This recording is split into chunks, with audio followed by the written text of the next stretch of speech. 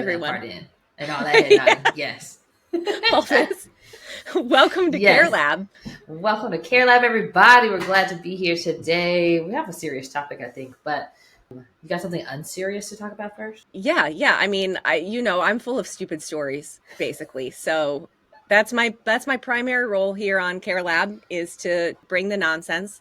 No, I hope Comic that's not. relief. I hope that's not true. But I do have nonsense to bring. Okay, so so I was getting everything together to get out the door this morning, and I had this crazy number of beverages. I literally so I'm getting in the car to go, and I had to have my kids help me carry because I had 4 different types of drinks. Why? All for you?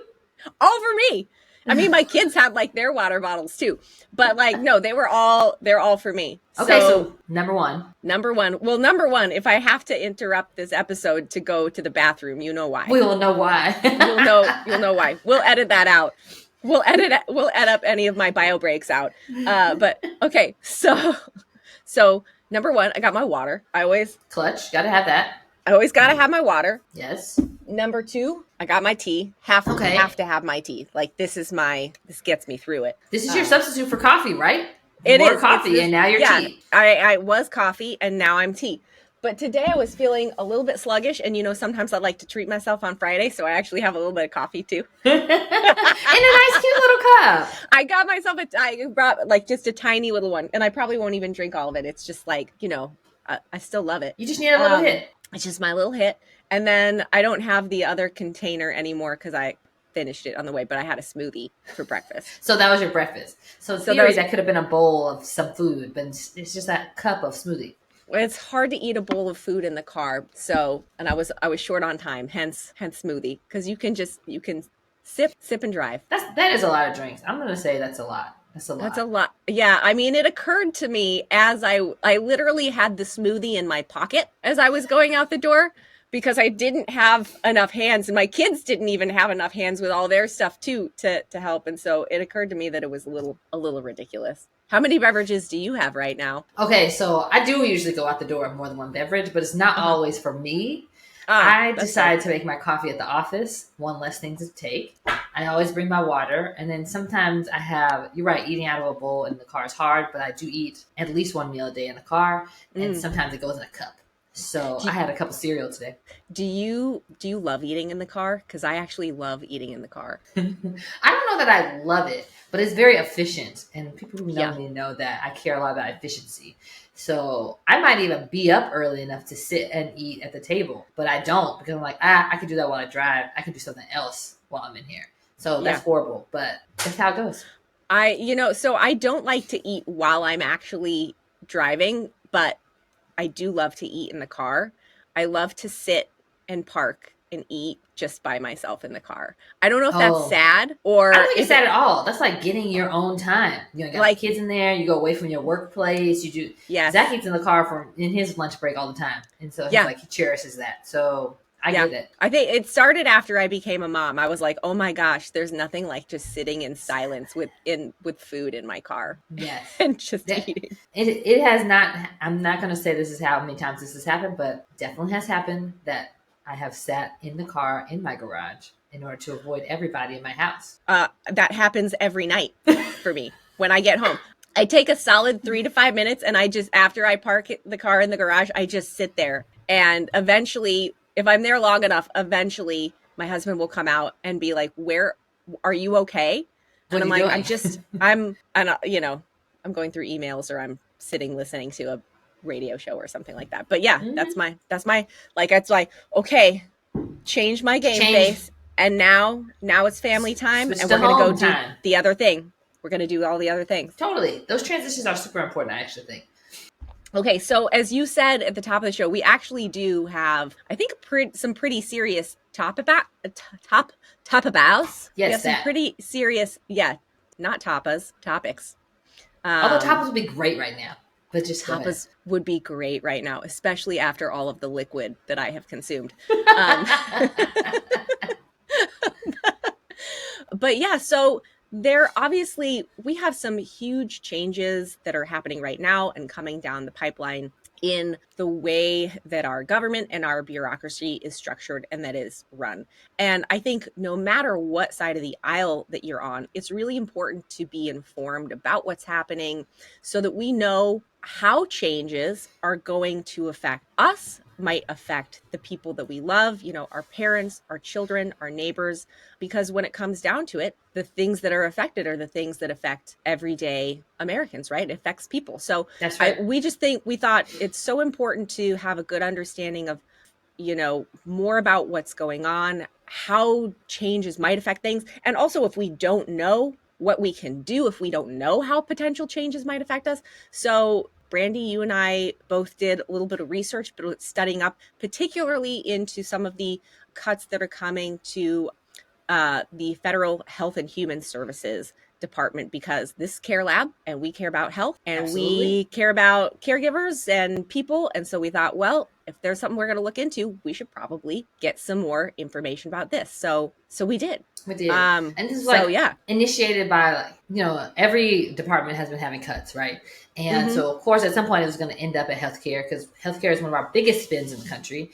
And so I was shocked that we cut 20,000, well, first 10,000 and then like the next day 10 more thousand employees from Health and Human Services, which is an astronomical amount in my opinion, but still a fraction of what they're of the number of employees that work for this very massive organization.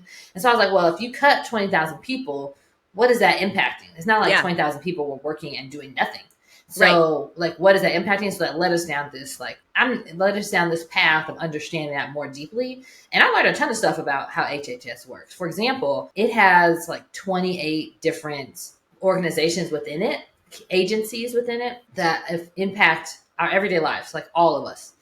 And so I was like, well, that's a lot of agencies.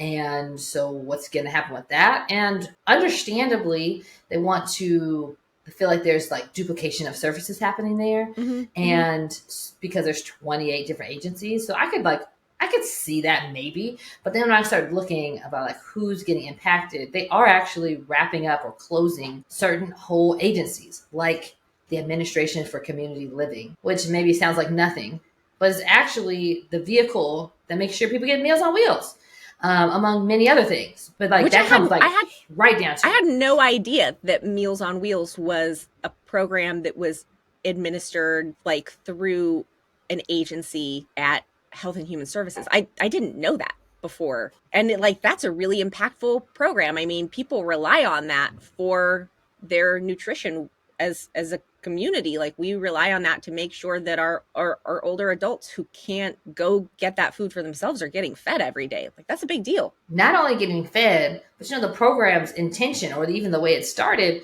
was to make sure that somebody had eyes on those older adults who can't get out, right? Mm-hmm. And so Meals on Wheels started by like having a volunteer come every day and drop off the meal every day as an excuse to be like peep in and say, hey, how's it going? And have some part of connection.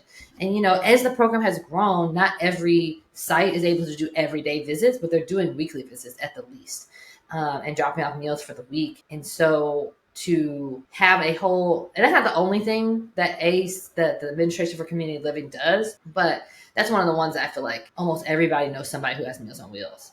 And the government says that they're not going to eliminate anybody's services. However, they are eliminating the organization that funds that service. So while it's not coming from the top down to operate a Meals on Wheels, like your individual organizations in your community operate them, ACL funnels the money, makes sure that they're tracking the stats and increases the budget as they need to for getting that stuff out for that and for other things. So that's very scary, actually. Yeah, I think so.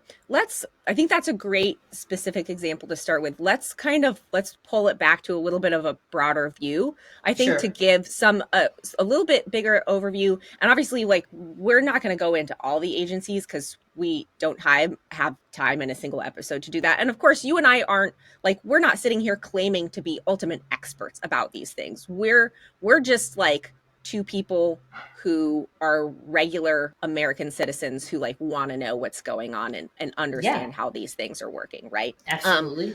But let's pull that back a little bit because, okay, so what you said, so there were 10,000 jobs eliminated. There's another 10,000 jobs that are about to be eliminated as well. So that's 24% of the entire workforce of health and human services, which is pretty crazy. Let's talk about like just an overview. So what are some of the other agencies that health and human services oversees besides the like administration for community living, like you said? Hey there, it's Emilia. Listen, I am so thrilled to have a great resource like Ask Sammy as part of the Care Lab team, and here's why. It's a game changer for aging in place because it makes it so simple. All you do is ask. Just type in your question or even tell Sammy what the problem is and get tailored solutions. Everything from innovative adaptive equipment to comprehensive resources.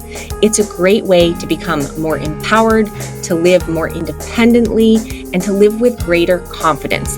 And my favorite thing about how Ask Sammy works is it's deeply rooted in dignity and practicality. So whether you're a fellow therapist, a care partner, or someone who's seeking solutions for themselves, visit www.asksammy.com. We're going to link it in the show notes so you can find it there.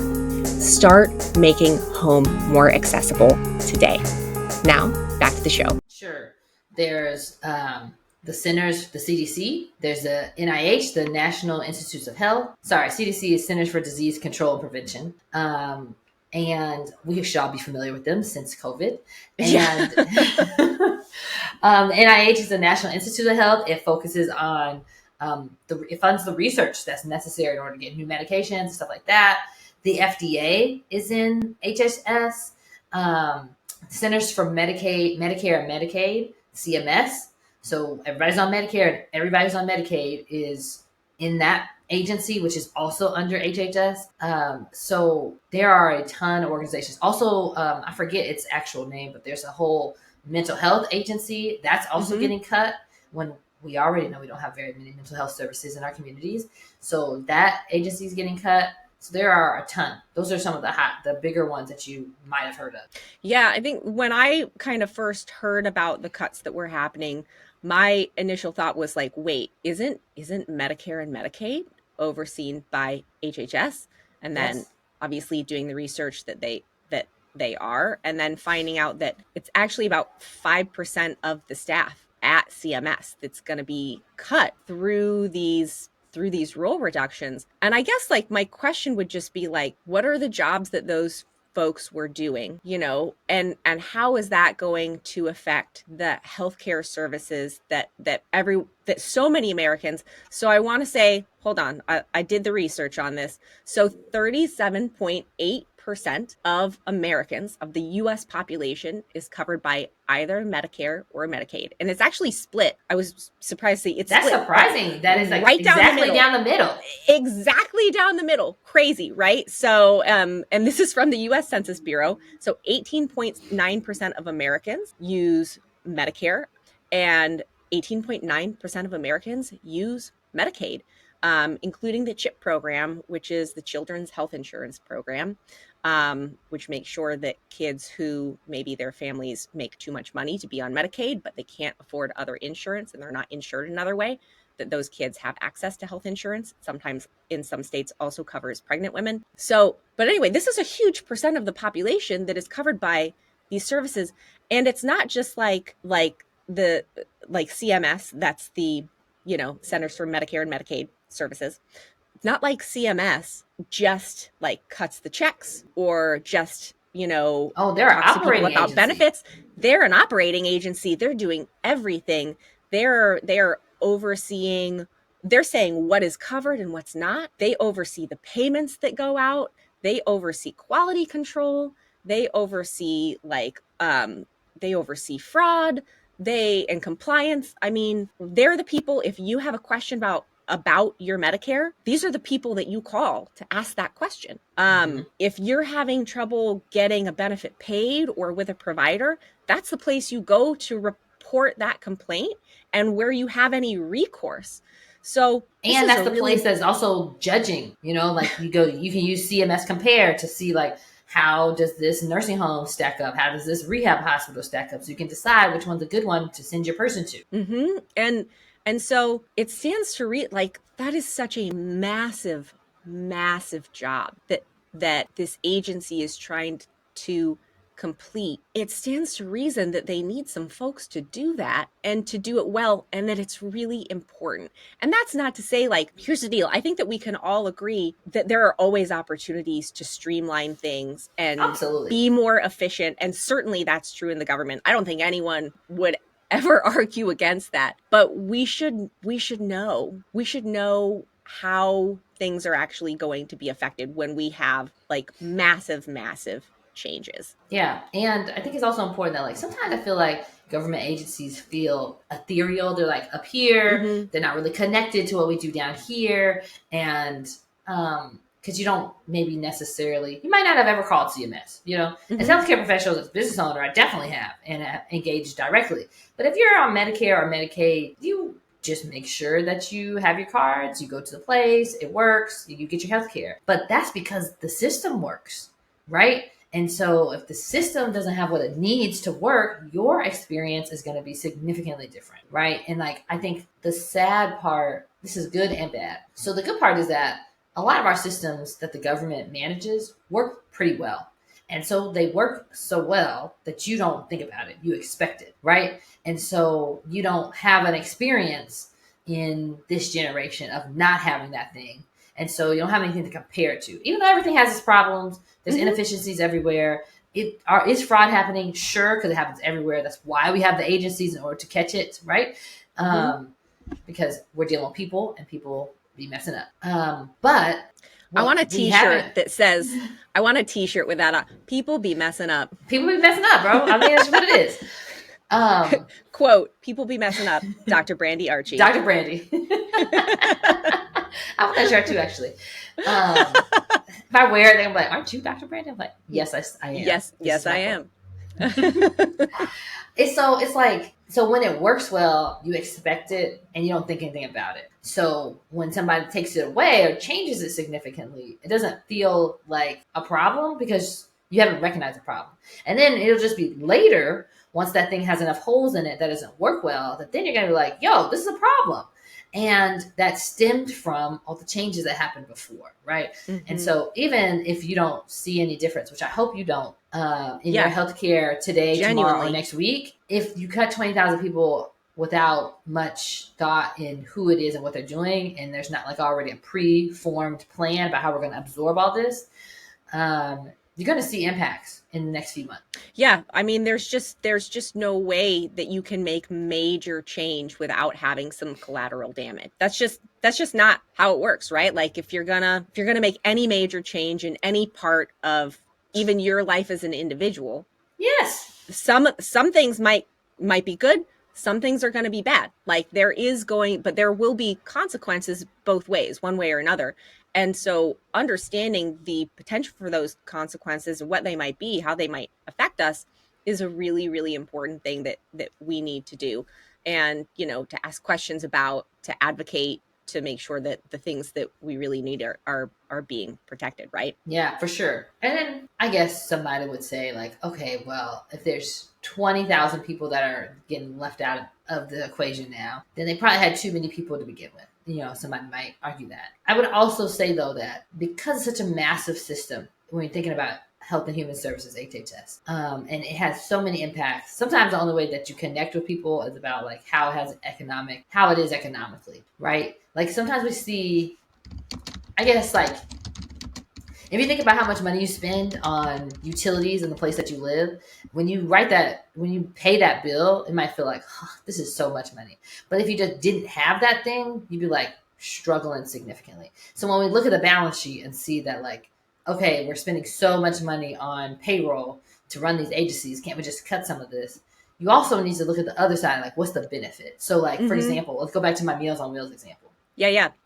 They've studied this. And the return on investment for funding Meals on Wheels is that for every dollar that the government has spent, that we have spent as taxpayers on Meals on Wheels, has returned $2 to $3 in healthcare savings. Because that person, it has the right nutrition, somebody checks on them, finds them before they're dead on the floor, gets them the help that they need, whatever.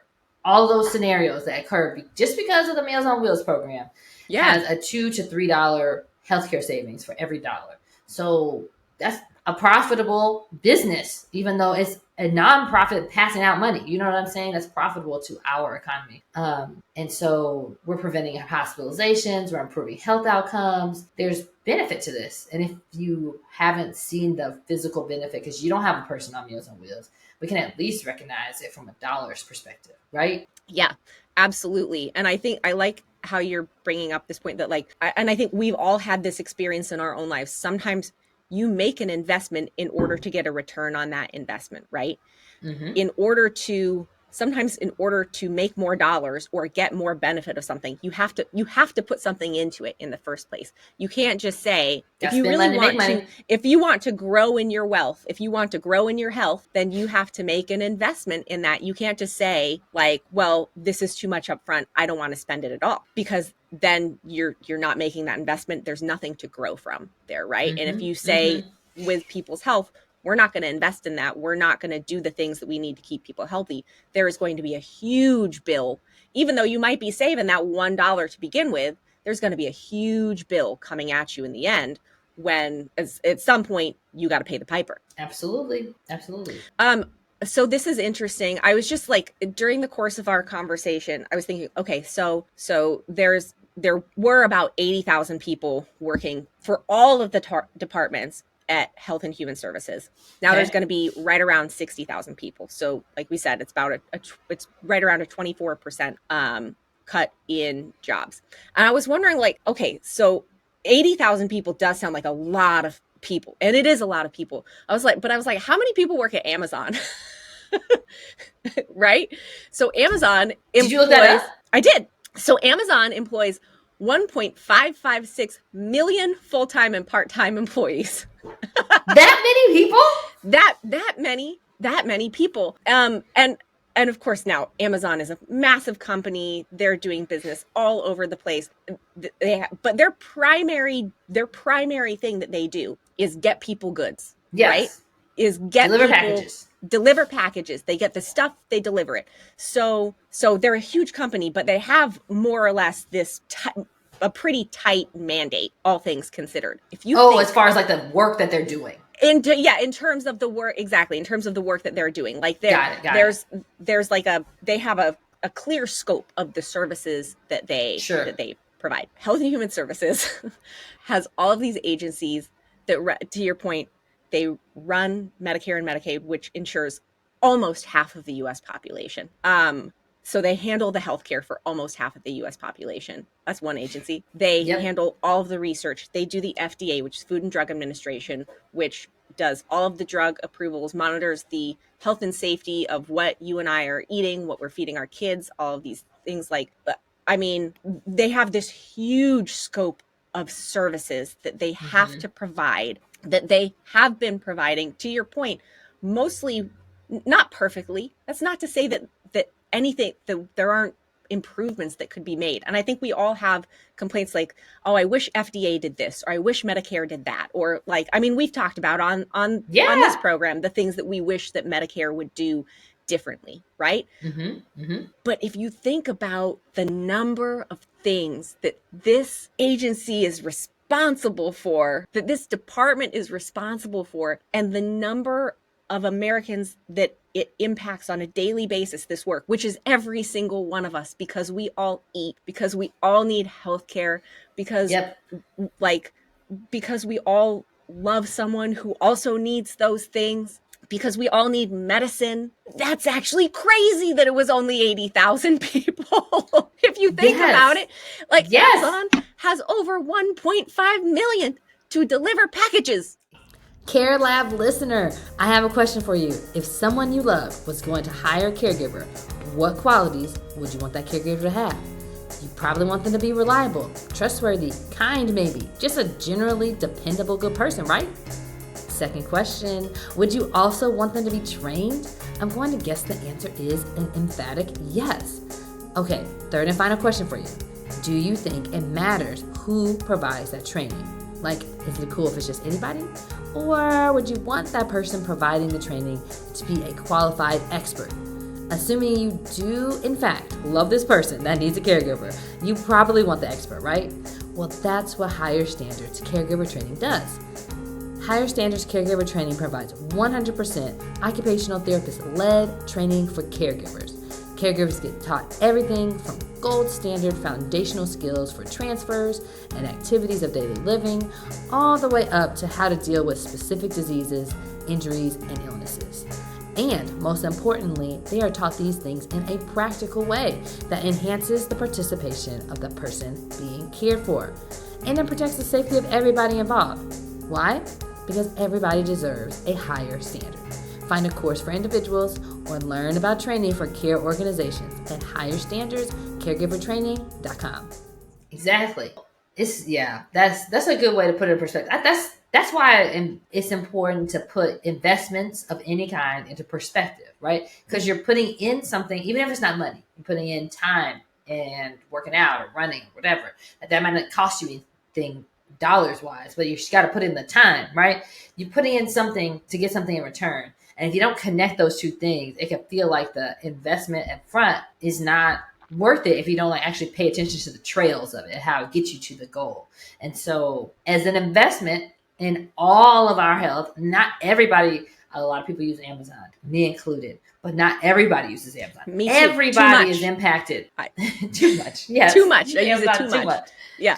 But literally every American is impacted by something that HHS is over. Everybody, every day. So to think that they're using a fraction of the employees that a private business has already hired is actually a great way to think about it. Yeah. I mean, just if you, the tiniest fraction in comparison. One of the other things that I worry about too is what kind of, because these systems are complicated, actually, right? Like Sure. Bureaucracy is complicated. We all know this. One of the things that we all don't like about it is all the red tape and the rules and things like that. Of course, the flip side of it is those rules are put into place as a measure of quality control, right? To make sure that people can't take advantage of the system, that there are units of measurement to make sure that things are going the right way, to ensure that there's not corruption in the process. Like that's what all that red tape is for a lot of the time, even though it's frustrating. I can't remember where my thought was going with that.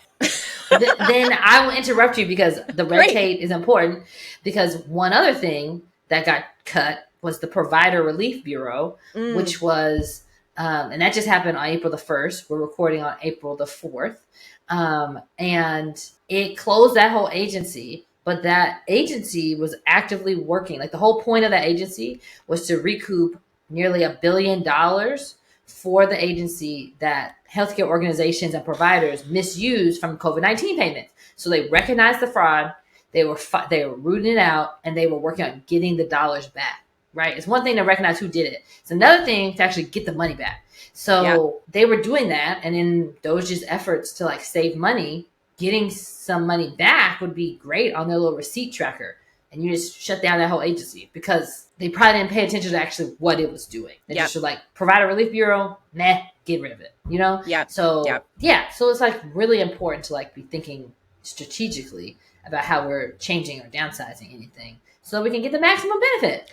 Okay, so your talking made me remember where I was going with that whole red tape thing. Okay. Point being that this stuff is complicated because there are a lot of rules involved. When we massively get rid of a lot of people who know the rules for how this stuff gets done, then how does it get done? Who steps in and has to learn everything all over again, or just breaks a lot of laws and a lot of rules in the process of just trying to get things done? Like, I don't think that you can overstate the value of human knowledge and human wisdom when it comes to figuring out how to work through a system. Like that experience, institutional knowledge is so incredibly valuable. I would say when I'm working with clients or patients, like that's one of the number one skills that I actually bring to the table, is beyond just doing the regular old, you know, my job as an occupational therapist, trying to help them do the things that they want and need to do. I'm also helping them to navigate the system that they're in. I'm also giving them information about what their next stage of rehab is going to be like, the things that they need to expect there, how to get the best out of that next stage of rehab, how to advocate 100. for themselves. And that's not knowledge that anyone taught me in grad school or that I just showed up with. Like, this is hard-won knowledge that I've learned over almost 15 years of practice that I can pass on so that it can make other people's lives easier. And if you were to wipe out all of that type of knowledge, or a huge chunk of that type of knowledge, what happens? How can the systems continue to function, or do they break down? And what are the consequences of those systems breaking down? Does it mean that healthcare bills don't get paid and rural hospitals close, which is already a big problem? Does it mean that you can't get your surgery completed that you need for your hip replacement, or for your back surgery, or for whatever it is? Like, is that what that means? And I don't think that we know all the answers to those questions yet, but they're questions that we should be asking, because one of the most wonderful things about America is that we have the right to ask those questions. And in fact, it's our patriotic duty as Americans to ask these questions, because everyone in the world doesn't get to do this. We get to hold our government accountable. And that is an incredible right that we have that not everyone else has in the world. Yeah, we are a representative democracy, which means our representatives are supposed to be speaking our language and sharing our needs up the chain so that things can get done. Do things get done? They're changing now, right? And so things are getting done.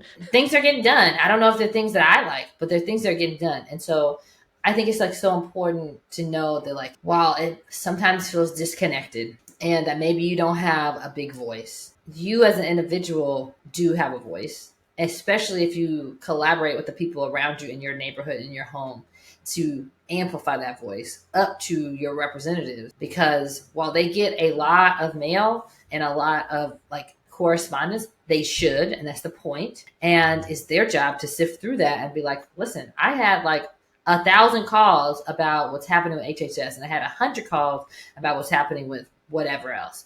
Like, doesn't mean that whatever is not important, but clearly my constituents think that this is a really big deal. So let's like be real intentional about how we deal with this, and let's take a look at some of these opinions. That's how the thing works. And then they take those opinions up and they decide how they're going to work on that, and that's how change is made, right? And so you can't get to 1,000 people without having the first one. And so while you might feel like I don't know 1,000 people to call, you can be one of the thousands if you actually do call or send a letter or go to a town hall or make your voice heard about these things. Otherwise, they think you don't care. And then they're just going to do what's in their best interest. If they actually have the documentation to push that shows that like your constituents want this, and then if you reciprocate by not voting for them if they don't do what you want them to do, that's how things change in America. That's how things change. So I think it's just really important that, like, it's the beginning of April. Most people have like a local election either just happened or coming up. And that impacts you very directly, your local elections, even though you don't maybe see them on the news as strongly as like a presidential election and what's happening in our federal government. But these agencies in your community are figuring out right now how to keep doing the work that they're doing without the money and the support that they've been getting from the federal government. So they got to make hard decisions, and you should be a part of that, right? And like, okay, if they got to cut something, let's let it not be this, and let's let it be this other thing, right? We agree. We're going to say that. So make sure you're voting in your local elections to make your voice heard, so that we're not just complaining about things not happening the way we want them to. Yeah. And I think it doesn't matter what side of the aisle you fall on, or how you feel about the cuts one way or another, or how you feel about, anything that's going on one way or another. I think we have to be asking more questions about, like, okay, if you think this is great, government is too big, we have to cut these folks down, this is awesome, like, yeah, we're gonna break some eggs, but at the end of the day, we're gonna come out better for it. Okay, we still have to ask the question about which eggs are going to be broken. What is going to happen as a result of this process? Is there a plan for how we come out better on the other side of this? Because no matter what side of the aisle that we fall on, and really, like, I don't think health is not a political issue. This is a human issue. That's where I stand on this. Like, this isn't about politics. This is about lives. My mom and my dad and my neighbors and my kids and all of the people in my community and my families that I love. And that's what this kind of stuff is about. So if we're going to make changes, we have to really want to hold people accountable for giving us specific answers about what these changes are and exactly what the impacts are going to be. And I don't think that we should be satisfied with answers that just say, well, we're going to make it better. We're going to save you money, and we're going to save you money, and we're going to give you more. Because listen, that sounds awesome to everyone. You're going to do more for less. I'm down with that. No one is not down for that. Like, more services, less money. Yes, sign me up, please. But how are we going to make that happen? Where does the rubber really meet the road? Because details matter in where that collateral damage falls. And for me personally, like, I don't think anyone's health should be collateral damage. No, totally. I mean, think about it like this. If your kid came to you and said, you know what? I'm going to do less homework, but I'm going to get better grades. Don't worry about it. I got it. And you were just like, you wouldn't just be like, that's okay. So I'm marking this right here. Okay. Ashley, hi and welcome. It's good, except for we're still recording a podcast. But will you come back in at 10 o'clock on the dot and we'll be ready for you? See you soon. Okay. I forgot what I was saying. Was I saying or you saying? You were saying, and you were talking. Oh, kids. Yeah. Homework. Yeah. So if your kid said that to you, are you going to just be like, sure, sounds like a plan. Go ahead. Or are you going to be like, I don't understand how that works. Explain that to me. You know, like, it's okay if we're going to do something different, but I need to have a plan about how that different thing is going to take place. Yeah. Yeah. And maybe their plan is a really good one. Could be. But are you going to accept that on face value and No. say, no, absolutely not. You're not going to do that. You're going to want to know what the plan is first, right? Yeah. Because, you know, that's your job as their parent. That's your job. That's literally your job. That's your job. Yeah. Well, I hope that I hope that people feel a little bit more knowledgeable, at least about the change, because so much change is happening so fast right now. Yeah. But at least about the changes that are happening and proposed to be happening around health and human services and our healthcare in America. And I'll be the first person to tell you healthcare in America is broken. But I need, plans and data and a step-by-steps that we're going to do in order to make it improving. Not just like a slash and burn. And then once we tear it down, then we'll try to rebuild it. Because while that might work for a really big legacy system like we have, it means that lives are collateral damage in the meantime. And that's just not okay. So make sure you're getting out to vote. And because only 40% of Americans actually vote in non-presidential elections. Only 60% of us vote in presidential elections, where other countries have that at 90%. So like your voice actually does really matter a lot because not all of us are going to vote. So please go do that and make sure you stay informed. And if you have questions, we're not experts on this topic per se, but we want to hear what you're concerned about because we can bring experts to the table so that we can talk more about it, whatever it is. So make sure you're putting that in the comments. If you're liking and subscribing, share an episode with a friend because all of that helps make sure that these conversations get heard by the people who need it. Yeah, thank you so much for watching, listening, whatever. Thanks for both. Thanks for listening and watching Care Lab, and we'll see you next time right here. Bye, everyone. Bye, everybody.